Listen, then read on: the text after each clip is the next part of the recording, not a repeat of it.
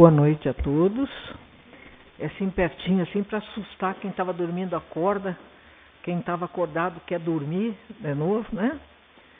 Que hoje nós vamos terminar aquele capítulo que a Graça fez a duas mãos, a duas cabeças, com a Marjorie e o Rodrigão. O Rodrigo não estava, sem cabeça, certo? E a Graça fez. E a gente tem que estar preparado para tudo, né? Porque vejam que quando ela ficou sabendo que ela tinha que vir fazer a reunião, que eu liguei primeiro para a Marjorie, que foi a pessoa que eu vi, consegui ver no escuro, já eram quase 7 horas. Então tem que vir e se virar nos 30.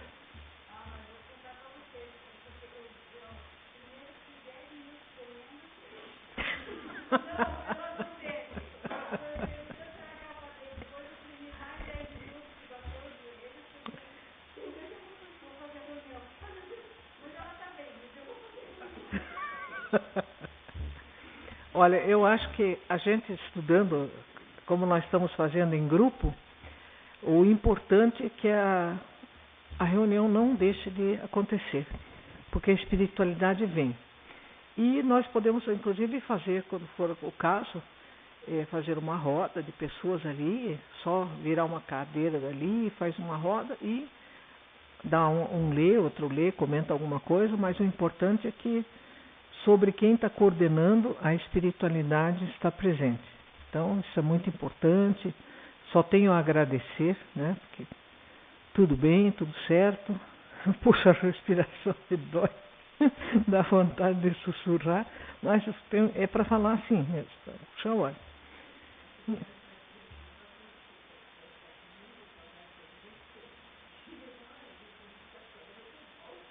Ah, pois é, vocês ficaram preocupados com isso? É que estava tão bom o ambiente que eu fiquei pensando, quando eu for, ou quando eu não puder estar aqui, eu vou sentir muita saudade. Não sei quanto a eles, né? Mas a gente realmente não está, às vezes, de corpo, mas está de espírito. Eu vou pedir para alguma alma que não seja penada, que a penada não pode fazer isso, pegar um pouco de água para mim lá que eu esqueci. Obrigada.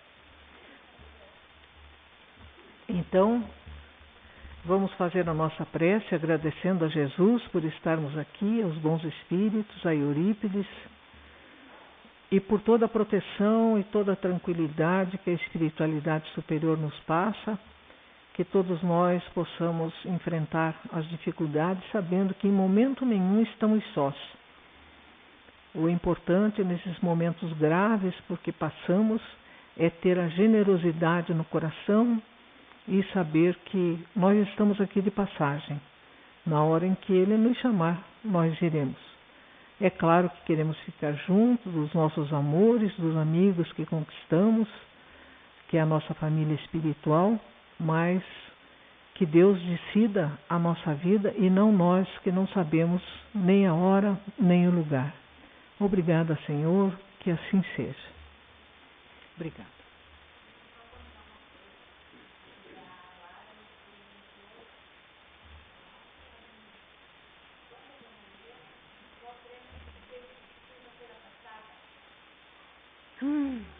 Você pode fazer no final da nossa reunião? Estamos de combinação, hein?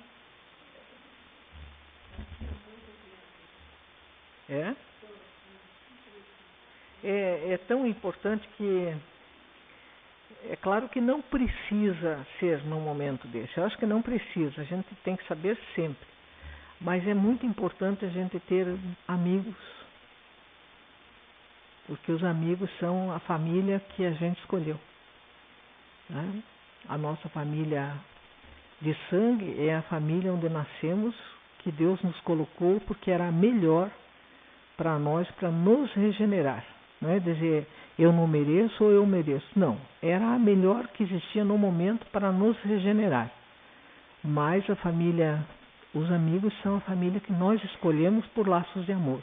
Com certeza já fomos parentes e já trocamos, horas estamos aqui, horas estamos ali, né? Mas é muito importante, a gente se sente assim, acolhida. E isso é muito bom.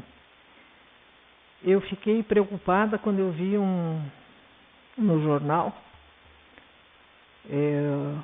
o repórter pergunta a uma senhora, jovem, muito bem trajada, com 10 pacotes de 5 quilos de arroz no seu carrinho. E ele pergunta, mas a senhora vai usar tudo isso? Ela diz, não. Ele disse, mas com o desabastecimento, tem outras pessoas que precisam e tal. Então, eu penso em mim, o resto. E eu fiquei pensando uma hora, não é espírita. Não é cristã. Porque um cristão, um espírita, jamais faria isso. Quero acreditar que tem alguns que estão até fazendo. Meio devagarinho, meio na moita, cobrando R$150 um bujão de gás para pobre. E daí a gente vê assim, por que nós estamos num país como esse ainda? É só ler Brasil, Coração do Mundo, Pátria do Evangelho, e ver a parte que Jesus pede ao seu apóstolo que pegue de todos os cantos da terra e faça uma varredura no umbral e traga todos para cá, para a última oportunidade. Ali tinham os piores políticos, os piores generais, os senhores da guerra. Vem tudo para cá. Até eu estava lá, vim também. Só que deu a oportunidade. Vocês querem, vejam agora o que vocês querem fazer. É a última oportunidade. E nós resolvemos fazer diferente. Então a gente precisa aguentar firme, porque esse momento vai passar. E aproveitar essa oportunidade. Isso é que importa. A Graça me falou que vocês pararam ali faz mais de 5 anos, né? Faz mais de um lustro, que a Casa Transitória Fabiano persevera nessas zonas de treva e sofrimento, convocando almas perdidas ao aproveitamento da bendita oportunidade do recomeço. Um desses que estavam lá era o espírito que resolveu reencarnar no Brasil como Anchieta. Depois daquela vinda para cá, ele retorna bem rapidamente e reencarna como Frei Fabiano de Cristo, já nas hostes do Cristo, de acordo com aquilo que ele espera de nós. Não espera pureza e santidade, porque estamos aqui ainda, é muito difícil, mas espera que pelo menos nós tenhamos essa noção de que o nosso direito é o direito do outro, que ninguém aqui no mundo pode ter privilégios. A sobra na minha casa é a falta na casa do outro. E esse consumo exagerado que faz com que os preços cheguem nas alturas. Então nós temos que deixar que as coisas se assentem, que na verdade todos nós precisamos nos entender, nos confraternizar, porque esse momento está passando e esses maus que escolheram a proposta da serpente e não a de Jesus, eles certamente não voltarão. Na reencarnação já estão indo para outros mundos bem mais atrasados que a Terra, que está passando de provas e expiações para a regeneração. Então, é importante saber disso, né? Também aconteceu isso com o espírito que aconteceu todas aquelas coisas na época do Cristo, mas aí um dia ele pensou, Lívia estava certa. E eu acertei quando eu me tornei escravo Nestório, quando eu voltei em muitas vidas de sofrimento, de amarguras, de saudade, para me tornar uma pessoa melhor. Aí ele veio para cá como o Padre Manuel de Nóbrega, veio junto com Anchieta. Já voltou rapidinho e começou a trabalhar na espiritualidade como Emmanuel e foi o mentor e o guia de Chico Xavier. Então vocês vejam que a gente pode ter errado durante 1000 anos, 2000 anos, mas depende do erro e depende da nossa vontade, como diz aqui, da bendita oportunidade do recomeço. Aqueles que estão lá, eles não levaram a força, porque isso não tem valor. Porque amanhã ou depois eles vão dizer, eu não queria, você que me arrastou. Por isso que Kardec diz, o espírita não faz proselitismo. O proselitismo é tentar trazer as pessoas à força. Quando tem algum problema, eu vou me tomar como exemplo, não que eu seja um exemplo, mas como um exemplo porque não posso falar da vida dos outros, eu posso falar da minha. Eu tenho parentes que são católicos, muitos católicos, família italiana normalmente é católica, tem uma irmã que é espírita, mas tenho uma sobrinha que é evangélica e ela está passando por um problema muito grave, que é um câncer meio daqueles bem avassaladores. Ela é bem nova ainda e eu não posso chegar e dizer assim, não, você não vai para a igreja evangélica, você vai lá para a casa espírita onde eu frequento, que lá é que... Não, isso aí não é verdade, seria uma agressão à fé dela. A gente tem que respeitar a fé dos outros. Quando ela entra na igreja dela, ela sente a mesma proteção do que quando nós entramos aqui. Se eu tirar de lá e colocá-la aqui, ou me tirarem daqui e colocar lá, eu vou sentir que eu não estou na minha casa. Não vai dar certo. Mas Deus nos atende mesmo que a gente esteja escondido embaixo do cobertor, enfiado embaixo da cama, tremendo de medo. Ele atende assim mesmo. Ele nos acha. Ele nos ajuda sempre. Então, é preciso respeitar. A outra que diz assim, eu fiquei tão preocupada com você que eu acendi uma vela para que Deus proteja. Eu digo, cuidado de não botar fogo no apartamento, que o meu medo da vela é acender a vela, já caiu uma vez sobre uma toalhinha. Eu digo, acenda a vela na pia. Mas o que Deus vai pensar eu acender a vela na pia? Eu digo, nada. Acende tua vela na pia, se cair não acontece nada. Mas não acende vela em cima de um monte de coisa que pode queimar. Mas é a intenção da pessoa. Tá? A vela tem a força? Não. Mas a força ela encontra nesse gesto que ela aprendeu desde criança. Então, se aquilo movimenta, ótimo. Se a música te movimenta, a natureza te movimenta, ótimo. Cada um deve seguir as suas próprias tendências e ler no livro que já está na altura de acompanhar. Não adianta você ficar num lugar onde você não entende, não confia, não acredita, e por isso você não se abre para receber. Então é importantíssimo que a gente respeite as opiniões das pessoas e aceite de bom grado quando alguém diz, olha, eu vou fazer uma prece, eu vou rezar por você, vou acender uma vela. Faz do jeito que quiser, tá bom? O que vale é a intenção da pessoa. E falei isso porque estava falando da casa de Fabiano de Cristo, e esses trabalhadores, esse recomeço, como ela explica aqui, é através do trabalho dignificador.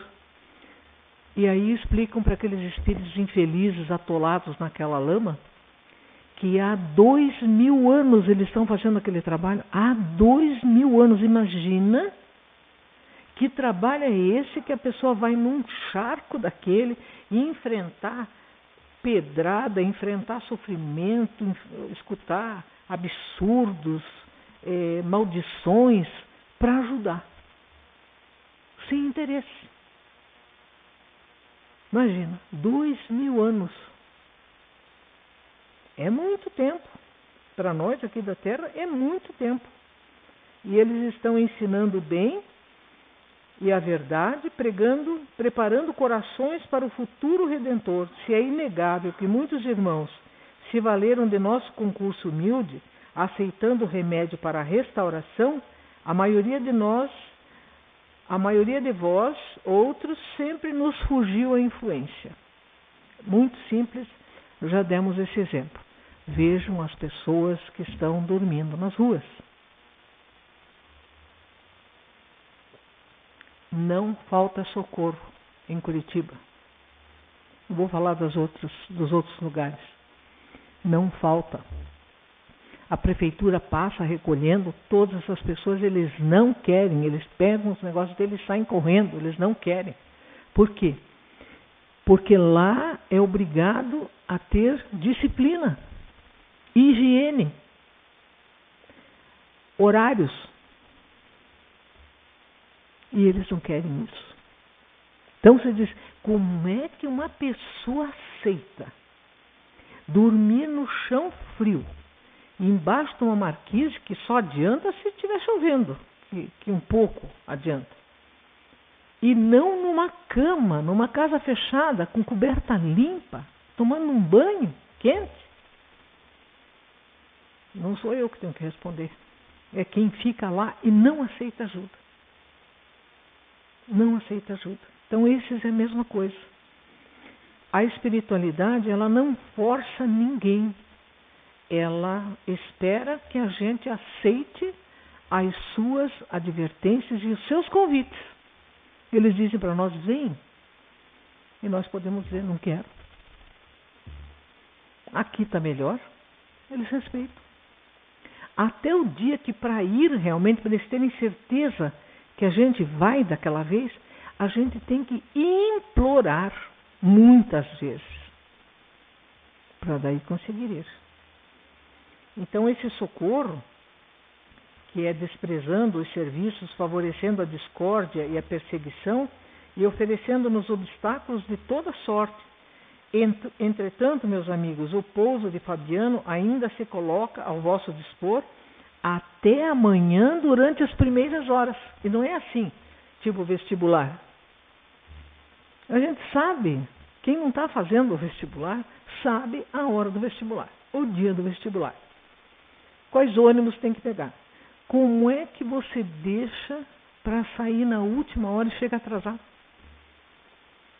Porque a pessoa se acostumou que o mundo tem que parar, como se fosse o relógio de Acás, para que ele consiga chegar na hora. Ele não se adequa ao mundo, o mundo tem que se adequar a ele. E as coisas começam com pontualidade. Se você não consegue ser pontual, as outras disciplinas você não vai tolerar. Porque é uma questão de revisar o que nós fazemos, quanto tempo nós gastamos em cada coisa que fazemos e quanto tempo nós consumimos não fazendo nada útil. Nada. Aí é claro, você tem que se preparar. Se você estudou e você depende daquilo para poder entrar naquilo que você deseja, no curso que você quer. Se eu fosse para entrar ali, eu estaria ali 2 horas antes. Já me preparando, me aclimatando com o lugar. Abrir esse portão, já ia procurar a sala para poder chegar, tranquilizar, fazer minha prece. Mas tem gente que não pensa assim. Chega correndo, quer socar o guarda, quer se atirar do muro, quer pular. Aí não dá para entender. Não dá para entender. Conforme o lugar que a gente mora, a gente sabe quanto tempo demora o ônibus. E nesses dias, a tendência é que vai dar algum atrapalho, porque muita gente indo para o mesmo lugar. Se antecipe, meu Deus. Então é a falta de disciplina. Os espíritos que são atendidos nos hospitais, no Hospital Esperança, no hospital, vamos dizer, aqui no hospital que fica sobre Curitiba, no Hospital Bom Retiro, no Hospital André Luiz, em outros hospitais, que tem N hospitais, sobre o Brasil, como sobre o mundo, a primeira coisa que eles fazem, quando a pessoa chega com um distúrbio psiquiátrico, é colocar a pessoa no esquema de disciplina. Tem hora para acordar, tem hora para ir dormir, tem hora para almoçar, para tomar café, tudo. Tem hora de trabalho, tem hora de estudo, tem hora de descanso. E essa disciplina para aquele que está assim, eu quero voar, eu quero chegar em Vênus, eu quero sair de Vênus, pensar em Marte, já estou em Marte, depois vou para Saturno, quero ver a casa de música de Mozart, assim, que é a ilusão que ele tem com a droga, até ele cair na real, demora, ele se irrita, às vezes tem que ser contido. Então lá também existe a contenção. Não a violência, mas a contenção, sim. A cadeia, sim. A cadeia. O quarto trancado, sim. Se o espírito fica extremamente revoltado, vocês já viram aqui nas lições passadas como eles têm efeitos magnéticos para conter aquele espírito. E aqui eles estão dizendo, é até amanhã, durante as primeiras horas da manhã, que me consta, não é 10, 11 e meio-dia. Essa aí é a hora do gato Garfield. O Garfield gosta dele. Até os olhinhos dele já inspira dormir, né? Mostrar o Garfield, já estou começando a dormir. Não é assim, é primeiras horas da manhã. Primeiras horas da manhã é 5, 6, 7.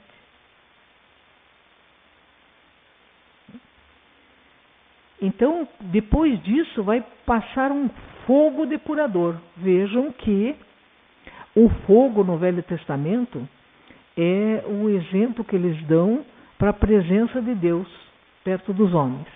A sarça ardente que eles falam é como se fosse uma árvorezinha que queima sem nunca deixar de queimar.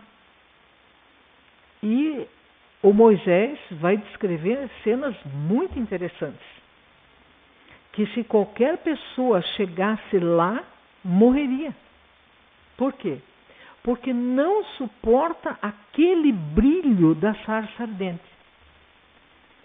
E a gente lendo com calma o Gênesis, a gente vai ver que tem uma certa hora lá, quase perto de Moisés desencarnar, que o último capítulo foi escrito provavelmente pelo seu sobrinho Josué. Ele aparece perante eles como se tivesse um pano sobre o rosto. E é um texto assim difícil. Tem que ler para entender esse texto, um salmo dificílimo também. E daí, quando ficar muito difícil, comece a estudar o Levítico com Haroldo Dutra Dias, depois a Gênesis, que aí a gente entende. Então é isso, porque é dificílima essa abordagem. É cheia de coisas assim para esconder o que de fato estava acontecendo. Mas logo depois ele morreria. Então o fato dele ir voltar e estar próximo àquela luz consumiu, na verdade, o corpo físico dele. E ele estava preparado para fazer isso. Ele disse que se até um animal se aproximasse do sopé daquela montanha, ele morreria. Por quê? Porque estava em desacordo com a vibração daquele lugar. A gente não suporta. Por que a gente não tem um cérebro que sabe tudo que a gente sonha, tudo que a gente vive no mundo espiritual? Porque o nosso cérebro não foi preparado para isso. Ele não suportaria. Tem que ser um espírito muito evoluído, como foi o Chico Xavier e outros espíritos, que de repente, o Divaldo, que diz assim, escuta, quem está batendo ali me chamando, me diga, Sônia, é encarnado ou desencarnado? Aí a Sônia olha lá, diz, não estou vendo nada, então é desencarnado. Aí vejo de novo, digo, Sônia, e agora? Não, agora é encarnado, pode ir lá atender que é encarnado. Ele não conseguia distinguir. Porque ele viu o desencarnado que estava desesperado, procurando aposentadoria, procurando o seu benefício ali, ele trabalhava no que seria hoje o INSS, e ele ia lá no balcão e tal, e conversava e procurava ficha, aí pegava a ficha e via que o cara estava morto, o chefe olhando aquela conversa dele com ninguém, de repente se aborrecia, ia até o balcão e dizia assim, senhor Divaldo, o que foi dessa vez? E ele com a ficha do cara na mão.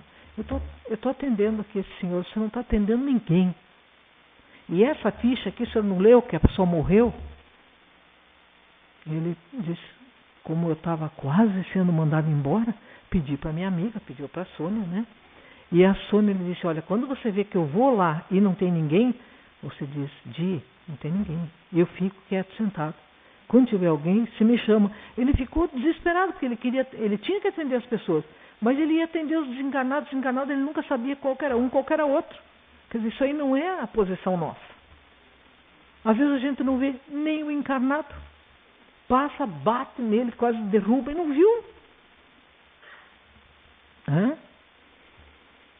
Aí no dia seguinte, então vamos ter em mente que muitas vezes no Velho Testamento, mas muitas vezes, e algumas vezes no Novo, quando eles falam em fogo, se refere a Deus. Às vezes eles falam em nuvem.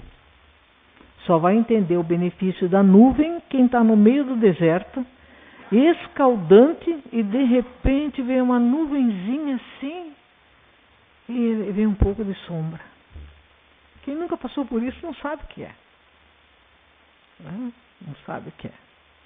Meu filho foi fazer uma caminhada lá no deserto de Golã, por causa do curso que ele faz lá de Krav Maga, e eles tiveram que fazer uma caminhada no meio do deserto, não podia levar muita água, porque a água fervia. Não dava para tomar aquela água, ela estava fervendo. Mas era tão terrível, que quando eles chegavam lá, eles tinham que se pesar, para ver quanto eles tinham perdido de peso. E hidratar. Atravessar um deserto não é fácil. E atravessar um trecho já é muito difícil. Aquilo ali parece que entra no teu nariz e queima como fogo. Não tem umidade nenhuma no ar. É muito difícil. Então, eles viam, às vezes, dá impressão até ilusória. Você não sabe se você vê. Então, às vezes, quando eles falam dos elementos da natureza, uma nuvem, principalmente o fogo, eles estão se referindo a Deus. Outra vez que nós vamos ver esse símbolo também dito, nós vamos ver quando, naquele batismo que foi tão mal compreendido de João Batista, batizando as pessoas, ele batizava com água. E ele dizia: arrependei-vos, arrependei-vos, porque o Messias está chegando. Pedia para as pessoas se arrependerem do pecado, e como para que elas gravassem na mente delas que elas tinham que se limpar, mas não por fora, se limpar por dentro dos pecados delas. Ele disse: eu batizo com água, mas aquele que vai vir após mim batizará com fogo. Com fogo. E eu não sou digno de amarrar as suas sandálias. E agora que ele está chegando, é preciso que ele cresça e eu diminua. Olha o recado da humildade e o reconhecimento de quem era o Cristo. Então, o batismo com fogo é o batismo que purifica o espírito.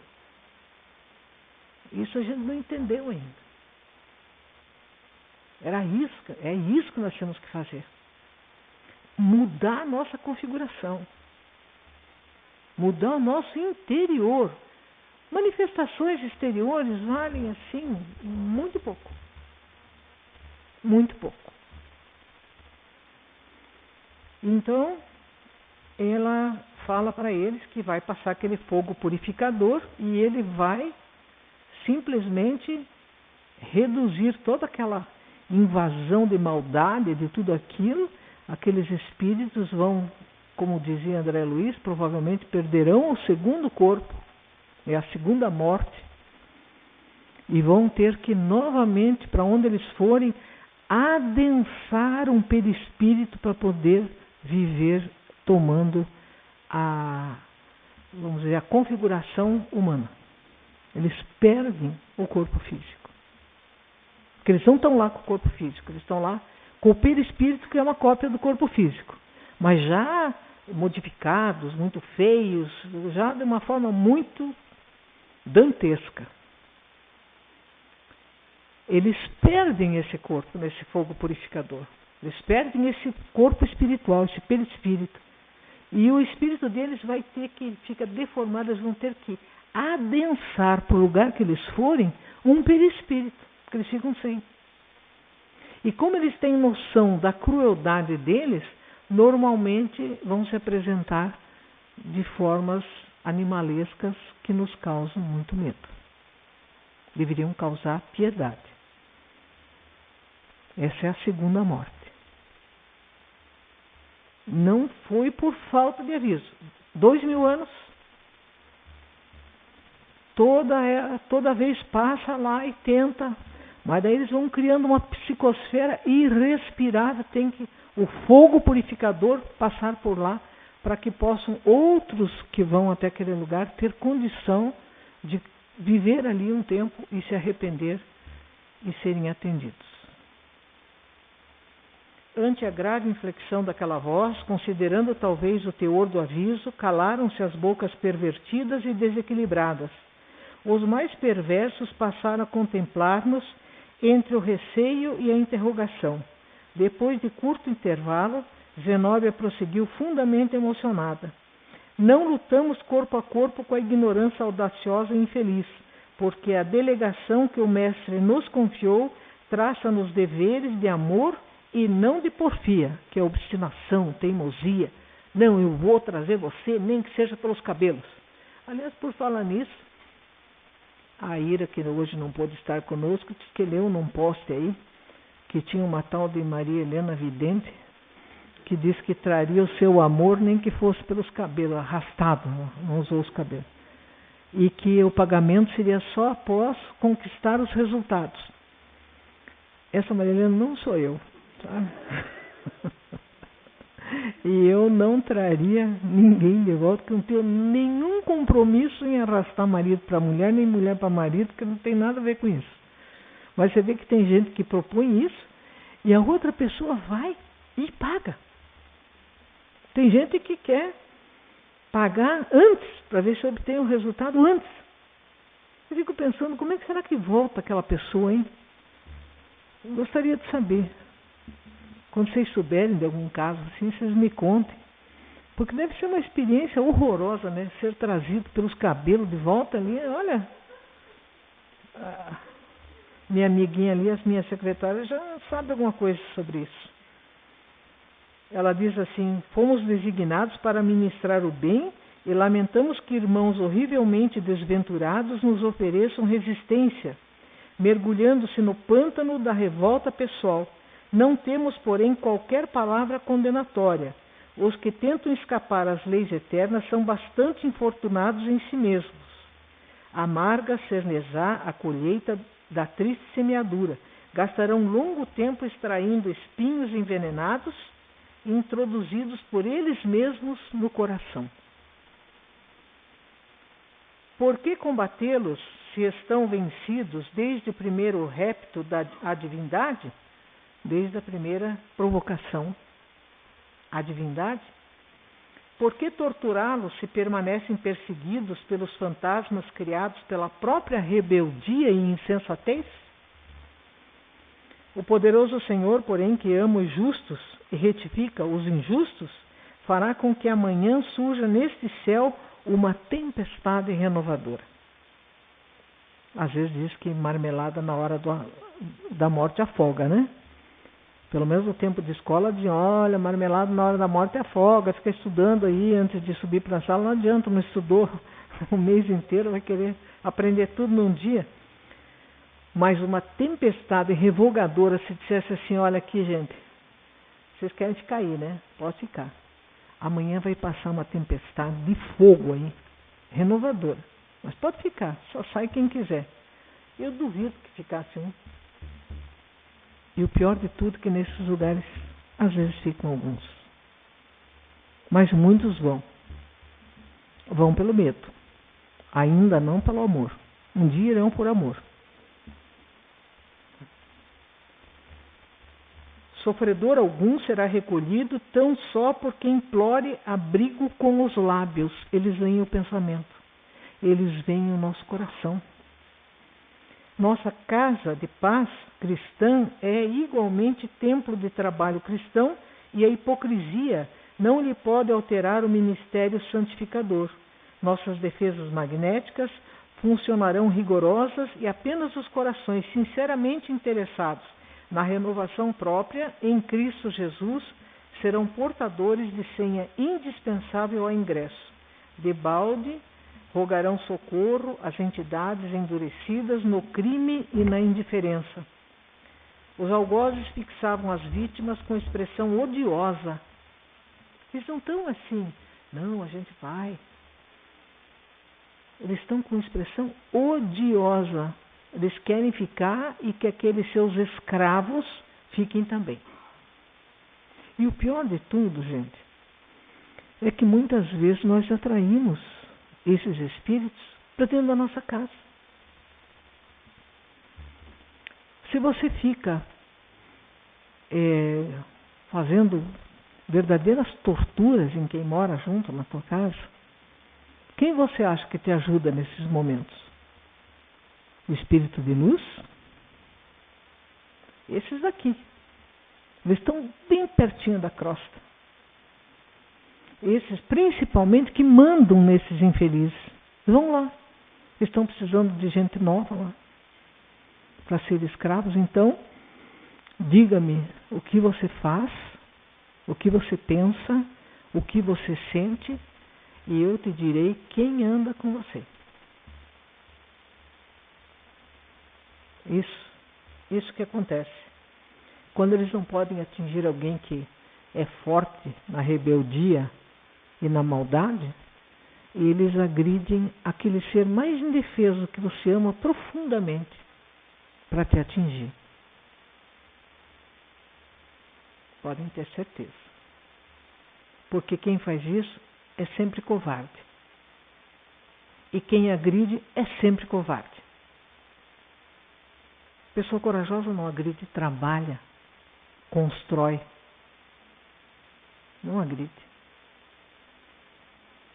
Nossas defesas magnéticas funcionarão rigorosas e apenas os corações sinceramente interessados na renovação própria em Cristo Jesus serão portadores de senha indispensável ao ingresso.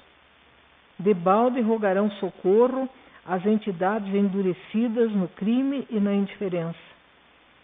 Os algozes fixavam as vítimas com expressão odiosa. A irmã Zenóbia, contudo, prosseguiu intrépida, sem medo, dirigindo-se especialmente aos infortunados. Suportai os verdugos cruéis por mais algumas horas. E valei-vos da oração para que não vos faltem energias interiores. Você vai ter que ajudar. Você vai ter que ratar lá do fundo do teu ser uma energia para você sair. Porque às vezes a gente acha força e depois a hora a gente fica pensando mais. Eu consegui fazer isso? Eu consegui, na hora do desespero, segurar um eixo cardan de um F600? Não podia cair na minha cabeça? Mas qual era o medo maior? O mar chegando e enterrar o caminhão. Aí uma pessoa de 48 quilos, 1,60 m, tem a força de segurar um eixo cardan. E outro um pouquinho mais forte, de martelar até encaixar, para tirar o caminhão. Perder o caminhão no mar já é triste. Agora perder o caminhão no mar dos outros é mais triste ainda. Você perde o caminhão e o emprego. Tá? Então a gente acha a força de onde você não sabia que você tinha. Depois que você pensa, não, mas eu... Aí você vê aquilo lá no chão, você tenta levantar. Você não levanta. Ué, mas eu levantei. Como que eu não levanto agora? Agora eu não estou em estado de choque. Tá? Então, ela diz, vocês vão ter que ter ficar fazendo prece, pedindo essa resistência que o Divino Mestre exemplificou. Tolerai os inimigos gratuitos do bem, desesperados e infelizes, que nos perseguem e maltratam, orando por eles, porque o poder renovador se manifestará, convidando por intermédio do sofrimento, porque eles negaram várias vezes ir. Agora eles vão, através do sofrimento, a que se arrependam e se convertam. Agora não é mais, venha que você vai ter uma vida melhor. Agora é, vai na força. Vai na força, vai na marra. Em seguida, expressando otimismo e felicidade dos lábios lúcidos, a orientadora ergueu comovente súplica pelos habitantes do abismo, a qual acompanhamos com lágrimas de emoção. Aí ela segue descrevendo como é que eles estavam ali e diz agora, todavia, ele muitas vezes regressava, né, o André Luiz, desses trabalhos que eles iam fazer, que ele ia aprender com os outros espíritos mais evoluídos que ele, e ele conservava uma imensidade de indagações no cérebro ágil e curioso, Agora, todavia, regressava tristemente. Ele não tinha mais perguntas. O que ele tinha visto não cabia nem pergunta. Ele só regressava triste, porque no dia seguinte iam ter que estar todos apostos bem cedinho para atender aqueles que saíssem antes do fogo depurador. A extensão da luta compungia-me o ser. Os padecimentos da ignorância, de fato, não tinham limites, e todo abuso do livre-arbítrio individual encontrava punição espontânea nas leis universais. Certo, em diferentes lugares, outros abismos como aquele estariam repletos de vítimas e verdugos. Também eu guardava no vaso do coração todos os ressaibos, os ressentimentos, das vicissitudes humanas. Também eu sofrera muito e havia feito sofrer. Reminiscências vigorosas da existência carnal jaziam vivas em mim. De alma voltada em silêncio para o Cristo de Deus, meditei sobre a grandeza do seu sublime sacrifício e, pensando nos cruéis perseguidores e nos pobres perseguidos do vale escuro, perguntava ao Senhor na intimidade do coração frágil e oprimido: por quem eu deveria chorar mais intensamente? Algum de vocês tem uma ideia?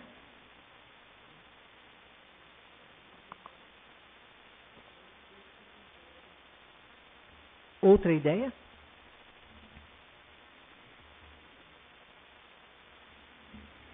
Por nós mesmos.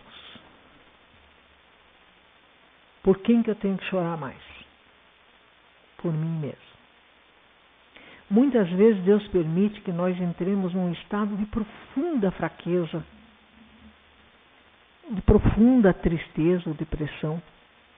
E naqueles momentos, como se alguém manipulasse a nossa memória, nós lembramos quadros que se passaram na nossa vida, que no momento que passaram, nos pareceu extremamente triviais, bobagem. Quando você é que bate, você esquece. Quem apanha, não. E às vezes uma palavra, uma hipocrisia, uma ironia, que feriram fundamente, de repente a gente lembra daquilo, mas a gente lembra com cores mais fortes a expressão fisionômica daquela pessoa. E ao nos fixarmos no seu olhar, dentro do nosso pensamento, nós começamos a contabilizar quanto nós já erramos. E às vezes não nos passou na cabeça que aquilo provocou uma profunda dor, um desconforto, uma tristeza, às vezes nós só pensamos assim que... uma amiga me falou uma vez, eu não matei nem roubei, eu sou uma pessoa que estou assim com Deus. Eu disse, é mesmo? Você nunca roubou o tempo das outras pessoas? Ela ficou assustada. Como assim? Eu digo, a pessoa está trabalhando, você liga para lá e fica falando bobagem, a pessoa tem que atender o outro e você não para de falar. E a pessoa diz, agora eu não posso, você continua falando. Ou então você passa a ligar de 2 em 2 minutos. Quantas vezes a pessoa precisa dormir, a pessoa está doente, você liga às 11 horas da noite, acorda a pessoa e diz assim, mas por que você está falando assim? E você tem vontade de dizer, estou dormindo. Isso. Daí faz aquele barulho, plim, plim, você não consegue dormir. Quantas vezes a pessoa veio cheia de esperança e você disse, isso não vai dar certo. E matou aquilo dentro da pessoa, matou aquele direito da pessoa de sonhar. Ou então você chegou para uma pessoa e a pessoa disse contente, olha, já que está nessa fase, a dificuldade e tudo, eu estou pensando em empreender, estou pensando em fazer aí, eu faço muito bem, umas coxinhas assadas, estou pensando em fazer alguma coisa e vender, porque comida sempre as pessoas precisam. Pode ser que para alguém dê certo, mas para você, nem acho que você cozinha tão bem assim. Quantas pessoas Não, eu não digo que isso seja impossível, mas você... Quantas vezes? Quantas vezes a pessoa nos falou com amor e nós devolvemos com deboche? Quando fazem isso com a gente, dói na alma. E a gente não pensava que a alma tinha nervos. E ela tem, e eles são mais sensíveis, eles são todos expostos. Doeu muito. Então vai aparecendo quadros que para nós passou assim ridículo. Falei isso, nem me lembro mais. Quantas vezes nós saímos de corações que nos amavam profundamente, virando as costas e não querendo ouvir falar da pessoa? E quantas vezes nós expulsamos do nosso coração quem um dia nós dissemos para sempre, eternamente, ad infinito, maior que o universo. A minha netinha de 3 anos agora aprendeu assim. Quando ela não pode ganhar alguma coisa assim dentro do rigor da lei, ela quer mudar a lei do jogo toda hora, sabe? Quando ela está perdendo, ela quer mudar a lei. Quando ela começa a tirar 1 e 2 no dadinho, ela quer mudar que 1 e 2 é que é bom e o 6 não é bom, sabe? Então ela se sai isso. Aí eu disse, mas você fazendo isso, que a vovó que ama muito você, ela disse, mas eu amo o infinito. Aprendeu a palavra infinito, agora Deus o livre. Está difícil. Tudo é infinito. Ah, mas eu acertei isso aí 10 vezes, eu acertei infinito. Sabe? Então eu acho uma graça que a gente se vê num tempo em que a gente também acreditou nisso. Só que a gente tem a mesma complacência com uma criança pequena como Deus tem conosco. Quando ele vê que a gente está falando isso só porque a gente é criança, ele não se importa. Mas quando nós falamos por maldade, ele prevê que o sofrimento vai vindo ao nosso encontro. Nós temos 10 minutos, queria saber se você tem alguma pergunta, alguma coisa, senão nós vamos dar algumas pinceladas no capítulo Louvor e Gratidão. Se tiver alguma pergunta, alguma coisa, vocês podem fazer.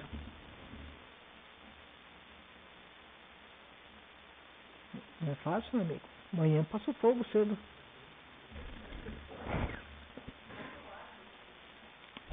Pois é, já pensei várias vezes, mas ele não perguntaria nessa hora. Eu esperaria eu dizer assim seja, daí ele perguntar.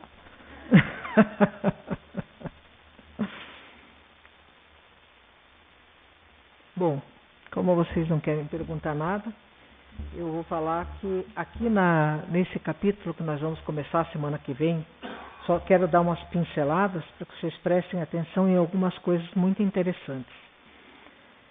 Vai ter um intercâmbio mediúnico no Lar Fabiano de Cristo. Eles vão fazer uma reunião mediúnica e nós vamos participar disso. Inclusive, nós vamos chegar e cada um de nós vai ler um trechinho que é uma prece maravilhosa, porque nós vamos criar o ambiente aqui na sala para que muitas coisas boas aconteçam com todos nós. Né? Cada um vai ler um trechinho, até ali onde tem um parágrafo, são trechinhos curtos, vai lendo da prece e nós vamos criando um ambiente bem maravilhoso. Ele vai falar aqui que lá onde ele está vendo, onde ele foi continuar ali com seus trabalhos, ele encontrou velhos que amparavam jovens que me pareciam indecisos, titubeantes. Né? E crianças, nimbadas de luz, guiavam adultos de rosto sombrio, figurando-se carinhosos e pequeninos condutores de cegos. Criança no mundo espiritual, no Lar Fabiano de Cristo, onde se atende espíritos tão infelizes. Alguém de vocês pode me dizer como é que explica isso? Alguém tem alguma explicação? Criança? Ali onde estavam os sofredores, ele não viu nenhuma criança. Não tem nenhum espírito em formato de criança. Nenhum. Só gente adulta e velho. Acho que velho deve ter mais. Eu estou até com medo de... Então vocês vejam, tem mães que quando elas têm um filho, elas não conseguiram ainda equilibrar o emocional. Nos dias de hoje, é mais difícil, e as empresas estão notando isso, as grandes empresas. Você pode fazer um teste de inteligência, um teste de habilidade no que você vai trabalhar e você passa, porque você sabe aquilo. Mas quando chega na hora do teste emocional, você não passa. Nós estamos assim com problemas muito sérios. Imagina que para nós espíritas os testes já estão vindo um passo além do emocional. Estão vindo testes da vida espiritual. Testes espirituais. Nessas horas assim de crise, a gente tem que mostrar a que veio. Tem pessoas que usam pseudônimos para entrar nas redes sociais e esparramar as falsas notícias. Espalham o pânico, a mentira, a confusão, a desordem. E um monte de gente compartilha. De repente todo mundo está achando que é verdade. Nós estamos perdendo o critério de analisar as coisas. Isso é grave. Isso é grave.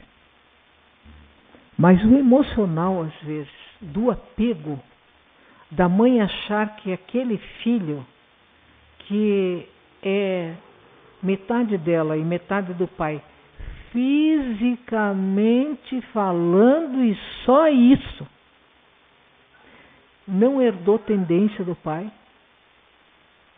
É uma criança que está falando aí, que não sou eu. Ah, então tá bom. Quando é neto, a gente perdoa. Não herdam do pai nem pé chato, nem língua presa, nem tendência para ser alcoolizado, nem tendência para ser sério e trabalhador. Nada. Mas por que a gente é às vezes tão parecido? Porque a fruta não cai longe do pé. Você vem e você vai cair na terra dos teus credores, não dos devedores. Aí você cai, mas não quer pagar. E vê que os outros estão te olhando desde o início. Voltou, né? A gente se acerta. E às vezes não dá certo. Chega como adulto, se vinga dos pais, às vezes se vinga desde criança já, é um inferno dentro de casa. Chega mais tarde, acha que tem direito de tudo, que não quer trabalhar, só quer que venha a mim, né? Venha ao meu reino, a vossa vontade, nada. Não trabalha, não estuda, não faz nada. E às vezes pensa até em dar fim nos pais para ficar com a herança. Que a gente vê todo dia isso.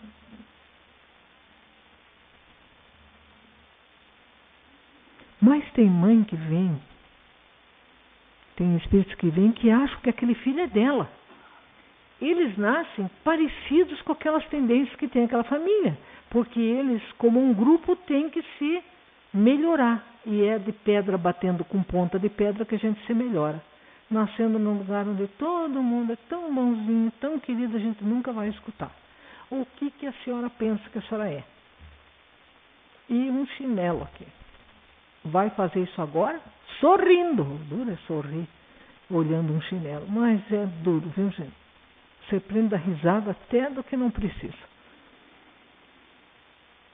Aí ela se acha que aquilo lá é dela, mas nós somos todos, como Jesus explicou, quando Maria procurou por ele, angustiada.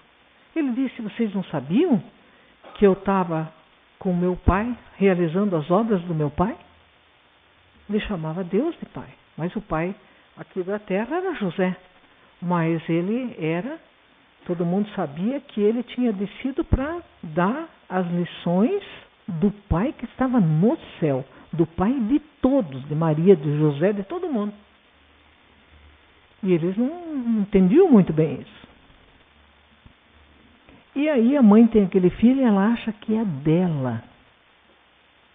E se acontece do filho morrer pequeno, ela acha que Deus é muito mal, é muito injusto. Em momento nenhum ela pensa que quem deu a alma foi ele. Quem deu a vida foi ele.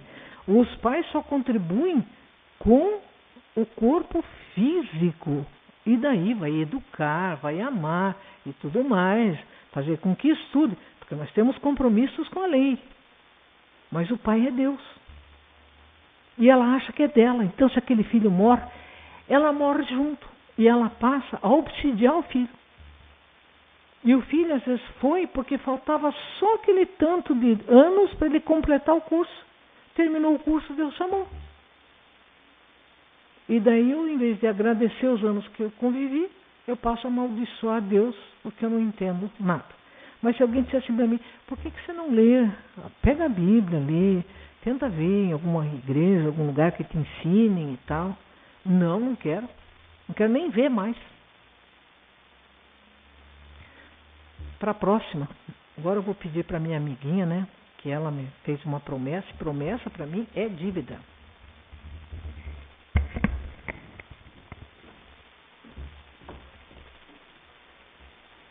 Prece de Cáritas. Deus, nosso Pai, que fez todo poder e bondade, dai força àquele que passa pela provação, dai luz àquele que procura a verdade, e ponde no coração do homem a compaixão e a caridade. Deus, dai ao viajor a estrela guia, ao aflito a consolação, ao doente o repouso. Pai, dai ao culpado o arrependimento, ao espírito a verdade, à criança o dia, ao órfão o Pai. Senhor, que a vossa bondade se estenda sobre tudo o que criastes. Piedade, Senhor, para aqueles que não vos conhecem, e esperança para aqueles que sofrem. Senhor, que a vossa bondade permita aos Espíritos Consoladores derramarem por toda parte a paz, a esperança e a fé. Deus, um raio, uma faísca do vosso divino amor pode abrasar a terra. Deixai-nos beber da fonte dessa bondade fecunda e infinita, e todas as lágrimas secarão, todas as dores se acalmarão. Um só coração, um só pensamento subirá até vós, como um grito de reconhecimento de amor. Como Moisés sobre a montanha, nós os esperamos com os braços abertos. Ó bondade, ó beleza, ó perfeição, e queremos de alguma sorte merecer a vossa misericórdia. Deus, dai-nos a força de ajudar o progresso, a fim de subir até vós. Dai-nos a caridade pura, dai-nos a fé e a razão, dai-nos a simplicidade que fará de nossas almas o espelho onde refletirá a vossa divina imagem, que assim seja.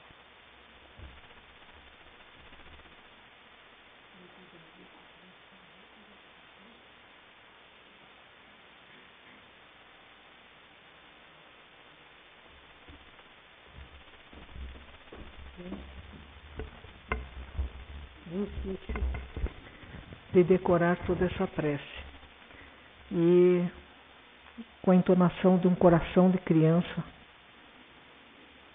eu já disse para ela que eu vou levar essa prece no meu coração por todo o tempo, né? Ela é trabalhadora da casa, vocês sabiam? Na próxima vez que ela vier aqui, ela tem que vir de crachá. Muito obrigada a todos vocês, muita paz. Passou esse dia de feriado, que nós não temos nada com isso, mas nós respeitamos, porque afinal o Estado brasileiro é laico, ele não é de nenhuma religião, mas o Estado só respeita os feriados católicos. Feriado judeu, não tem feriado nenhum, sabe? É só o católico. Mas o Estado é laico, entendeu? É até uma coisa chamada, um livrinho chamado Constituição, que diz, nós que ficamos indignados com a coisa do privilégio, em épocas tão difíceis para todos nós, ali no capítulo 5 diz assim, todos são iguais perante a lei. Você sabia disso? Vocês sabiam disso? Está na Constituição. Um dia eles lerão. Não é? Mas nós que conhecemos as leis de Deus e o Evangelho, está tudo embutido nos 10 mandamentos. Que pode se transformar num só o primeiro. Porque se eu amo ao meu próximo como a mim mesmo, eu não roubo, eu não mato, eu não fico querendo a mulher ou o marido. Eu me comporto. Só isso. Parece tão simples. Por que nós não fizemos isso? Nós estamos errando há 5.000 anos. Também era fácil para nós. Então a gente tem que aguentar as coisas que estão aí agora. Mas isso é por pouco tempo. Não esqueçam que o ano que vem é 2019. 2019, a partir de junho, começa um movimento renovador impressionante no Brasil e no mundo. E certos tipos de pessoas vão cair assim como um efeito dominó.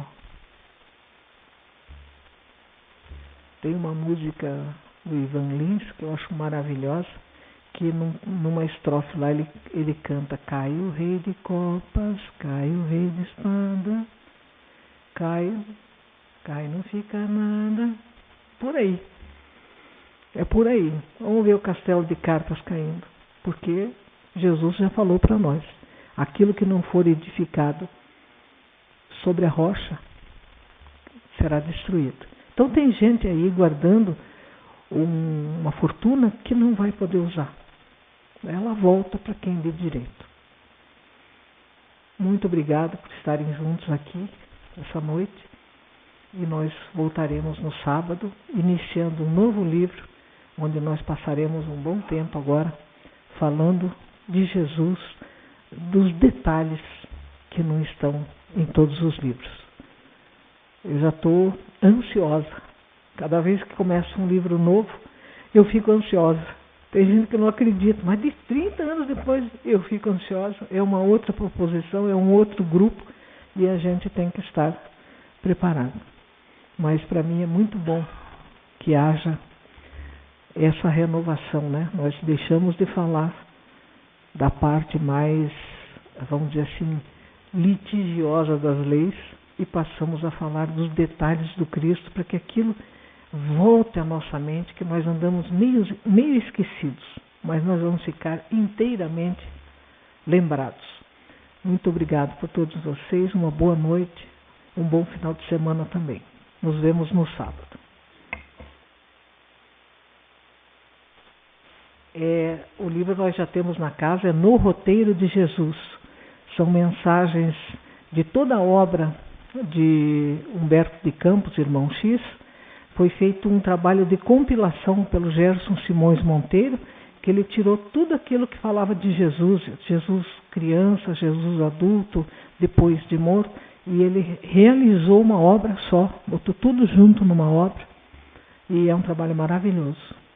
Então, sábado estamos aqui, temos na casa o livro, aqueles que quiserem acompanhar, que é importante acompanhar, e sábado estaremos aqui para fazer a primeira reunião. Muito obrigada a todos.